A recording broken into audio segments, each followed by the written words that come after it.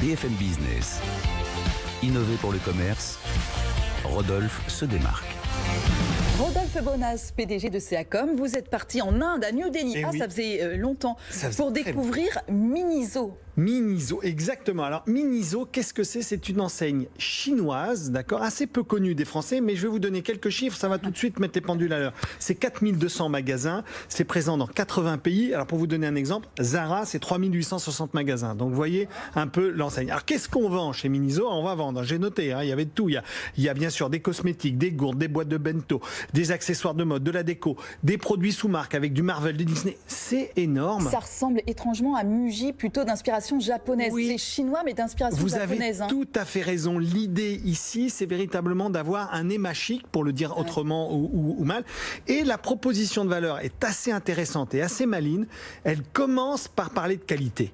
Et après, elle parle de prix. Et quelle est l'idée de Miniso? C'est d'expliquer qu'aujourd'hui, en Chine, on est capable de produire des produits de très forte valeur ajoutée et de très grande qualité. Et vous savez que c'est vrai dans le textile en particulier, puisque aujourd'hui, l'industrie chinoise est particulièrement spécialisée dans le textile de haute qualité. Donc c'est ça l'idée de Miniso. Donc le magasin n'a rien d'incroyable, hormis que ça ressemble à une sorte de grande caverne d'Alibaba. Mais le concept est intéressant et du coup, ils s'engagent. Ils ont monté, tenez-vous bien, pas moins il y a 6 bureaux de design dans des pays différents. Donc je vous les ai notés. Il y a la Norvège, la Finlande, de la Corée du Sud, l'Espagne, qui sont des bureaux de design dans lesquels ils échangent, ils ont des bureaux de créativité. Il faut savoir que toutes les semaines, sur les 2000 références du magasin, on va changer 100 références automatiquement. Il y a derrière un gros dispositif de big data pour arriver finalement à identifier les tops et les flops. Bien sûr, Karine, ça on est dans le logique, mais dans une logique de renouvellement permanent.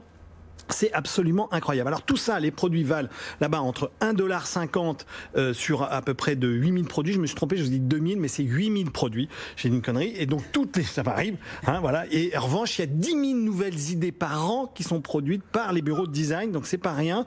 Ce que je veux vous dire simplement, c'est que du coup, ça attire une clientèle très jeune, puisque 60% des clients ont moins de 30 ans. Miniso.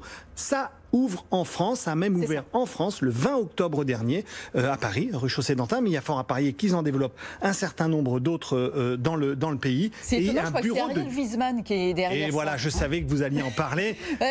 Donc très mode, très fashion. Il est derrière, il est très mode, très fashion, et il défend ce concept d'un dispositif design plus production de qualité. C'est ça son idée. À découvrir, donc, voilà. À découvrir. Désormais, ces portes sont ouvertes. Là, exactement. Là, il avait un peu le... Allez-y voir, à partir de samedi, on peut s'y arriver. Merci. Chez Promode aussi. Bien sûr, bien sûr. Merci beaucoup, Rodolphe Bonas. À la semaine prochaine. À la semaine prochaine, Karine. BFM Business.